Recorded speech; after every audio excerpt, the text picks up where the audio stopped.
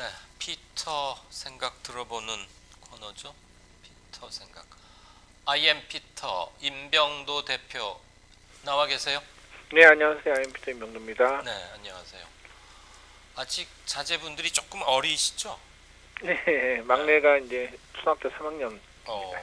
어제 그제 어린이날 아빠 엄마 노릇 톡톡히 하셨습니까? 뭐 돈이 필요했었던 거죠. 블로그나 평소 쓰시는 거 그리고 페이스북 같은 데 보면 아이에 대한 사랑이 그냥 잔뜩 묻어나 있던데 아이들에게 아주 잘 자상한 아빠라고 생각합니다. 네, 고맙습니다. 오늘 아침 우리 임병도 대표 피터께서 쓰신 글을 보고서 오늘은 이 얘기 좀 해야겠다 그 생각을 했어요. 오늘 아침에 올리신 걸 보니까 지난달에 조선일보가 올린 사설 그리고 기사를 주로 다루셨던데 아마 시청자 여러분들도 보셨을 겁니다. 조선일보 기사를 통해서도 그렇고 이 마이클 브린이라는 한국에 관해서 글을 많이 쓰는 외국 언론인이라고 할 수 있겠죠. 넓은 의미에. 오늘 우리 피터께서도 지금 그 얘기를 다루셨는데 마이클 브린이라는 외국인이 조선일보에 광화문 광장의 세월호 기억 공간을 전시하는 것을 반대하는 컬럼을 실었고요. KBS가 이것을 취재하는 과정에서 원문을 요청한 것이 우리 피터 보실 때는 안기부 시절이 연상됐다 이런 말씀을 하시던데 그 대목을 좀 자세히 좀 풀어서 얘기해 주실까요? 일단 이 사건은 이제 KBS 저널리즘 토크쇼 제2하고 네. 조선일보 사이에 이제 벌어졌던 일인데, 네. 이 조선일보에 이제 글을 썼던 마이클 브린이 이제 칼럼을 쓴 다음에 KBS 저널리즘 토크쇼에 있는 취재 기자가 그럼 원문을 좀 달라. 왜냐면은 보통 이제 영어 원문을 이제 번역하는 과정에서 왜곡이나 오해가 있으니까 그걸 보겠다 했는데 네. 그걸 요구한 거를 가지고 마이클 브리라는 사람은 마치 안기부에서 뭐 기사를 빼간 것 같은 시절이 생각났다 이렇게 얘기했는데 이 사건의 핵심은 뭐냐면 조선일보가 계속해서 마이클 브리는 어떤 신뢰 있는 언론인 외신 기자를 소개했는데요. 마이클 브린이 이제 1987년에 외신 기자 클럽 회장했던 건 맞아요. 맞는데 이 사람이 이제 94년부터 북한 전문 컨설턴트 그리고 1999년부터는 홍보대행사 대표로 활동하고 있습니다. 네. 이 사람을 가리켜서 칼럼니스트라고는 할 수 있는데 글을 가리켜서 언론인이라고 말하기는 좀 어려워요. 그런데도 이제 자꾸 이제 조선일보는 마치 이제 그 유명한 신뢰 있는 외신 기자, 외국 언론인이 언론 탄압을 받고 있는 것처럼 묘사를 하고 있어서 이거 좀 글을 써야겠다 해갖고 오늘 쓴 겁니다. 그 조선일보의 일종의 사대주의 아닙니까?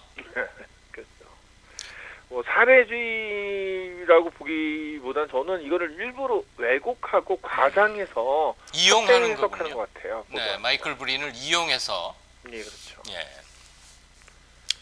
마이클 브린은 다른 매체에서도 칼럼을 쓴 적이 있죠. 다른 언론에서는 그를 뭐라고 소개하거나 어떤 대접, 그러니까 융숭한 대접 그런 뜻의 그런 의미의 대접이 아니고 그를 어떻게 취급하나요? 그를 어떻게 대하나요?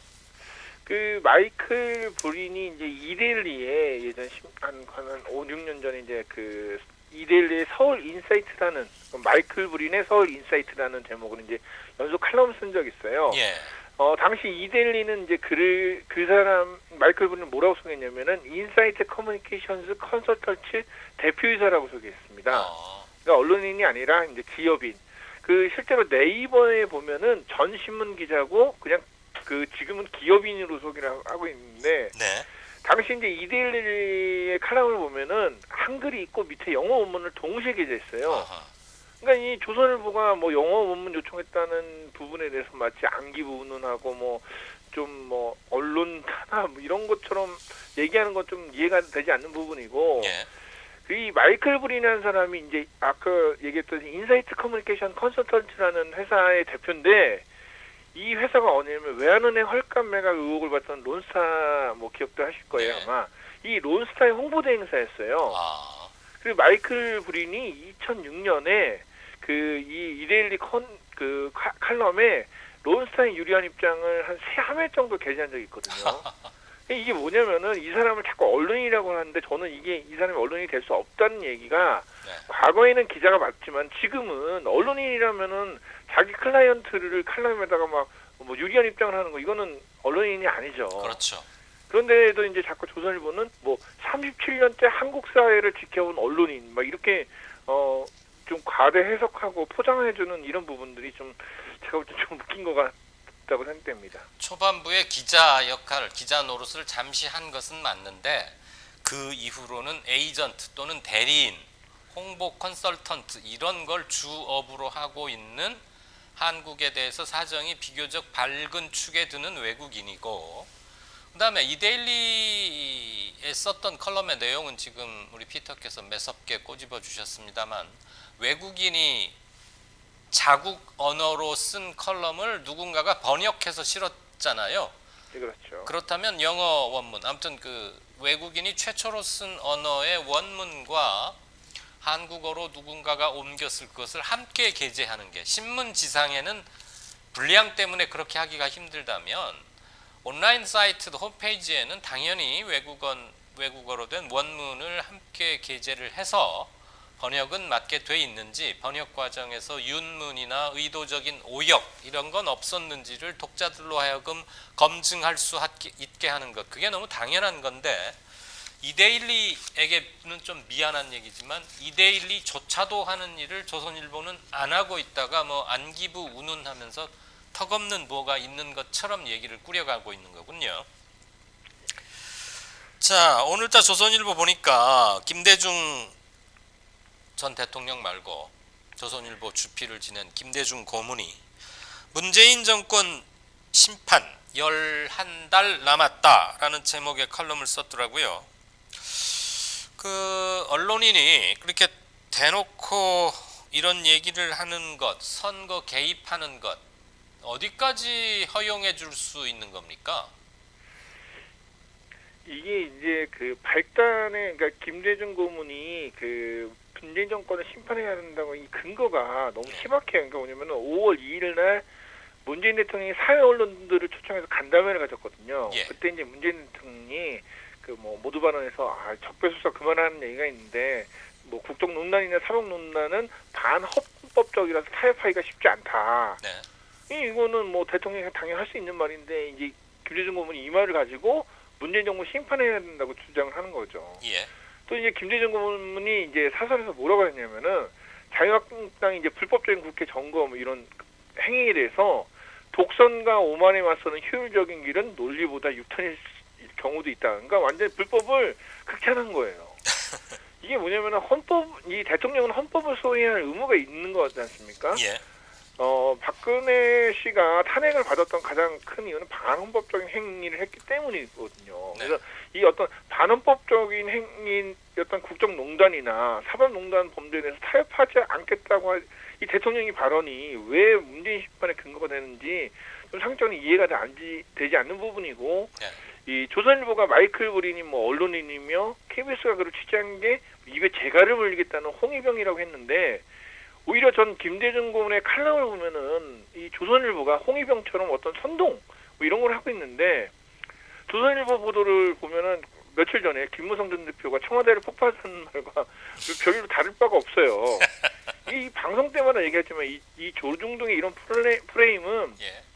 이 언론이 아니라 어떤 자유한국당의 기관지나 선동지 같은 행태거든요. 그러니까 저는 언론이라도 대통령 심판 뭐 탄핵하자 얘기는 할 수 있는데 그 근거가 명확해야 된다는 거죠. 어떤 네. 반헌법 행위를 했는지 독재를 했는지 이게 명확해야 되는데, 나는 헌법을 지키겠다. 왜 이게 심판의 근거가 되는지, 사실 이제 언론이나 저널리즘 차원에서는 이게 절대 해서는 안 되는 어떤 보도 방식 같습니다. 그렇죠. 개인의 사적 감정을 공적 여론인 양 호도하면서 털어놓는 것, 그것을 우리가 칼럼이라거나 그 언론사의 정치적 견해, 입장, 주요한 정치적 사안에 대한 입장을 밝히는 것으로 오해해 줘서는 안 되는 거겠죠.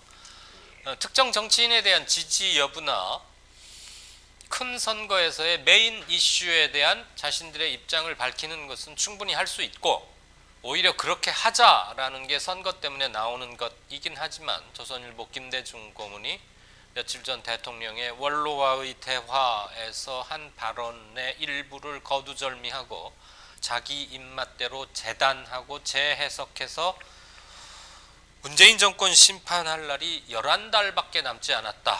11달 이후에는 확실히 심판하라라고 지금 본격적인 선동에 나섰고, 혹시 뭐 최근에 겸업한 거 아니에요? 김대중 고문이 자유한국당 뭐 무슨 비상대책 뭐 이런 걸로?